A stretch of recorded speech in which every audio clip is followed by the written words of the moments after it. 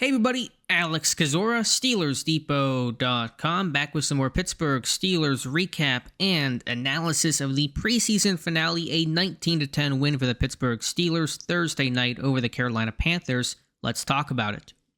Before we start, if you guys could like this video, subscribe to the channel, and check out the site, SteelersDepot.com, would really appreciate that. So I usually go through this thing position group by position group. I will in a moment, but we have to start with Derrick Harmon. The big news, because anytime you're playing any preseason game, especially the finale, it's just about getting healthy and getting ready for week one. Derrick Carman may not be available for week one, but should be playing this rookie season, which is a big sigh of relief after the initial injury he suffered in the first half of this game. A knee injury. It looked like the right knee got twisted. That came on the James Pierre interception in the end zone. He was carted off. Emotional, towel over his head, immediately ruled out by the team with a knee injury. Never good signs across the board, so you're fearing the worst. Is this guy going to tear his ACL, be out for the season? And how do you replace him? Mike Tomlin speaking to reporters post-game, calling it a knee sprain, still saying he's evaluated, according to Jerry Dulac. Not an ACL tear for Derrick Carman, expected to miss a couple of weeks. Does that mean 2, 3? How much time, how many games, we don't know, but it seems like he's avoided a worst-case scenario and is going to play sooner than later. Of course, has until September 7th to get ready for week one. Will that occur as a rookie? And then trying to get back on that moving train after missing time. Never easy, but overall, you'll take this as a win for Derrick Carman, because if you lost him for this season or most of it, trying to replace him in terms of rotational snaps, in terms of your base left end snaps, it's going to be very difficult to do. So sigh of relief there for Derrick Harmon. To the game itself, just big picture, man, it felt like a last preseason game. Carolina played all their backups. Pittsburgh played a good chunk of their starters in this one, but you wouldn't have known it by their performance. Very sloppy overall. I think 12, 13 penalties for Pittsburgh, bunch of missed tackles. Field looked like it was in pretty rough shape. I don't know if the Hurricane Aaron had anything to do with that. It did not look like it was raining much in that game, but a really slick field. No one could find their footing, at least on Pittsburgh's side of things, but really sloppy top to bottom. So many offensive line penalties. You had 3 on Ryan McCullum, 1 on Dylan Cook. Freiermuth got called for a hold. Frazier was called for a hold. The Freiermuth hold brought back a 26-yard run by Kenneth Gainwell. Just really ugly overall defensively. Starters missing tackles against the Panthers backups. I guess you could spin it and say the Panthers backups were fighting hard because they're playing for their jobs and the Steelers starters aren't, but that is a very charitable interpretation of this game, and obviously no excuse overall. Pittsburgh just not playing up to par. Quarterback Skylar Thompson continues to play well. Can he make this 53-man roster? He has done essentially all he can to make that case. Now, I still very strongly believe Mason Rudolph will be the number 2 quarterback for this team, despite his underwhelming performance tonight. The interception was bad. Didn't see the underneath zone defender. Got picked off. Not a good way to end it, but it was a good summer overall for Rudolph. He was signed to be the number 2. One game is not going to change that for a guy that has the resume and experience in the NFL that Mason Rudolph does. But can Thompson make the team as a number 3? Will Howard go to IR to begin the season and be designated to return, so he'll be out at least the first month of the year? That is possible. Could you try to trade Skylar Thompson and flip him for a late round pick? Not going to rule that out either. So very interesting decision upcoming on Skylar Thompson. Running back, how about Trey Sermon in this one? Obviously, Jalen Warren started. Caleb Johnson got some burn, had a decent game overall, but I thought the backups fighting for those practice squad spots were really interesting, and Trey Sermon, to me, has sewn up a practice squad spot easily. He's a well-rounded guy. He's NFL experienced. He can play on multiple units on special teams. He's got some power to his game, busted off a big 31-yard run, so that's a guy that I think easily makes the practice squad. Is there an outside shot of the 53 for him? I doubt it, because you have so many other guys who can play special teams. If you didn't have a Connor Hayward, for example, then maybe you did some sort of 4 running back, 3 tight end look, but I still think Connor Hayward's going to make this team over someone like Trey Sermon, but Sermon can certainly be called up if there's an injury to not just a running back, but any special teams player. And then Lou Nichols continues to run hard, run well. He's really shined in stadium action.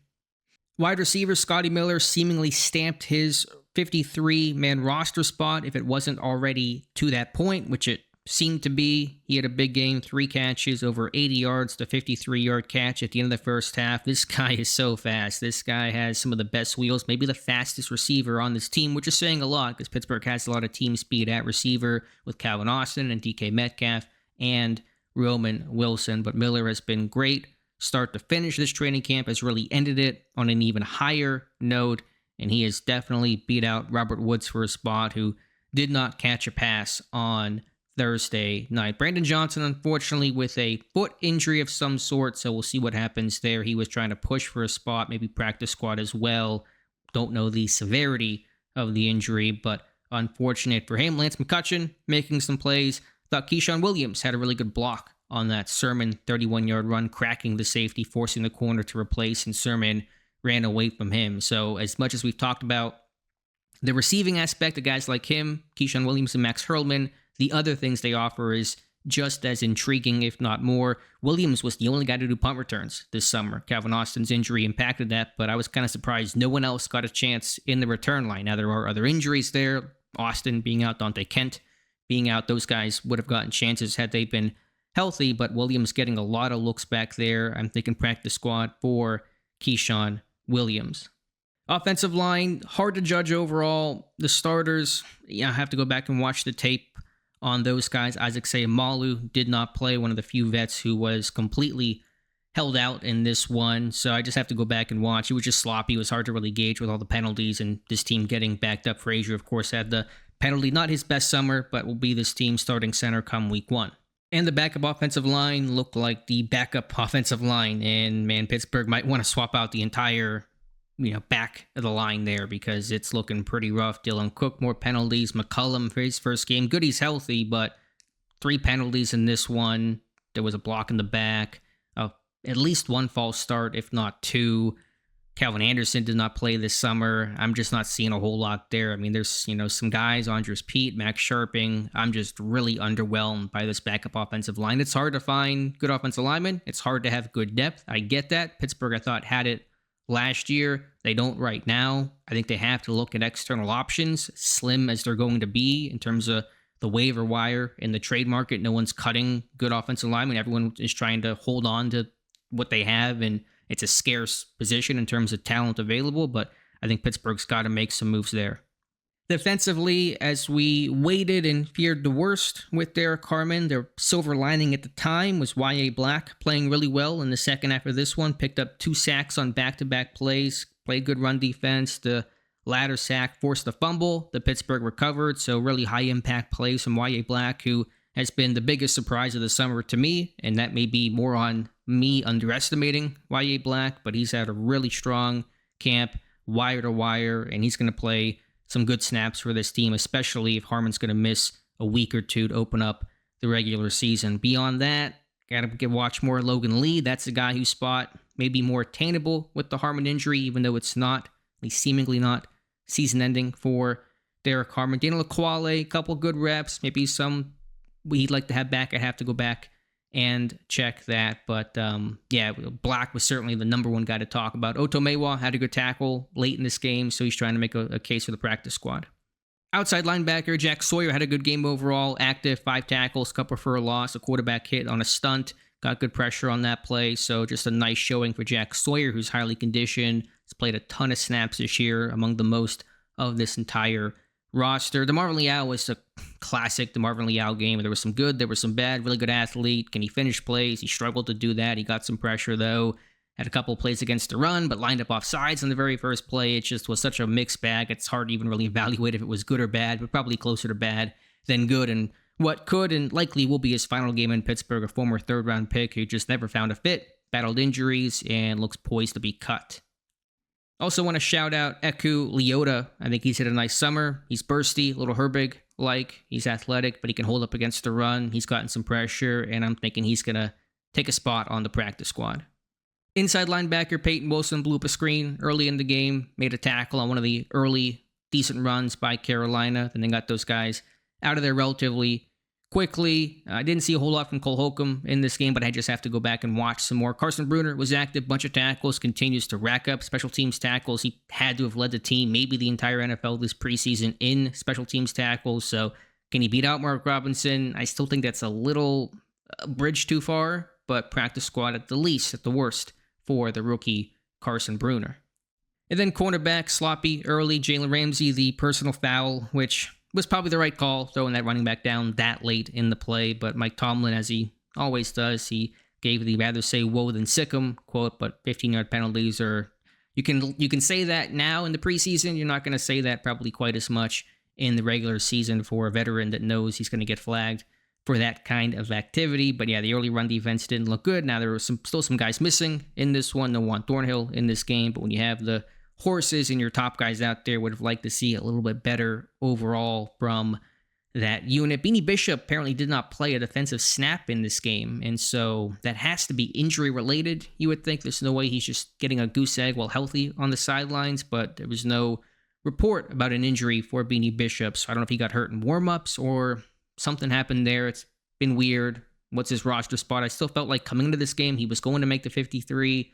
Now I'm less sure, especially with if there's an injury that's maybe impacting things. So keep an eye on that.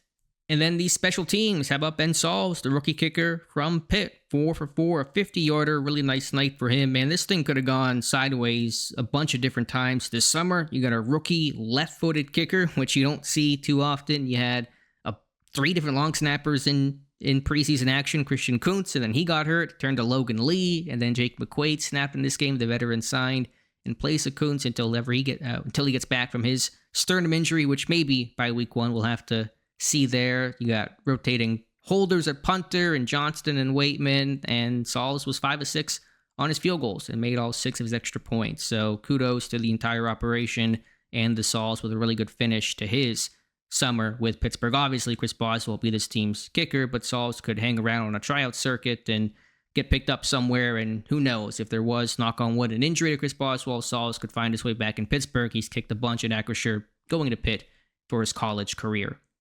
Despite this game being so sloppy, only 2 punts for Pittsburgh, and you kind of almost wish there was more punting in this game. There was 1 for Cameron Johnston, 1 for Corliss Waitman. Neither were particularly notable, 35 and 33 yards, neither inside the 20. The Waitman one really looked like it was pretty poor, but it's been a really tight battle. I don't know which way it's going to go. My last roster prediction before the Panthers game, I had Corliss Waitman. I swapped and went Waitman over Johnston, but this thing is 51-49, flip a coin type of territory, so we'll see what happens there. This thing was a really fun battle. I thought overall, while they didn't have their best effort tonight, I thought Waitman, Johnston had great summers. They're really capable holders as well. They adjusted well to the entire operation, changes of Sauls and the new long snappers. So we shall see. That'll be a great decision that I don't think anyone has the definitive answer to right now. Maybe not even the team. Maybe they have to discuss who they want to be the punter, because this thing really could go either way.